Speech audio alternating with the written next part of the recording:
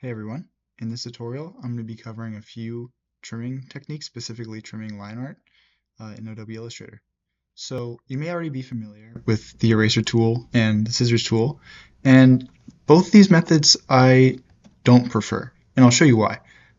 Say for example we take the eraser here and we erase a little bit the line off here, you can see that it affects the rest of the line. You see the difference?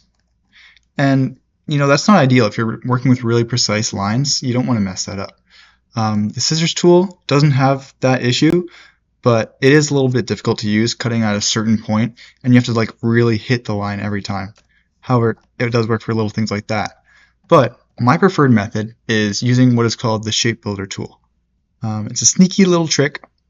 What I'm going to do is I'm going to select all the line work here, everything here.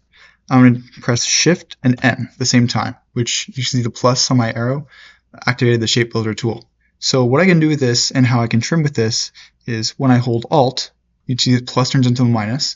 When I hover over any line, you can trim it like that.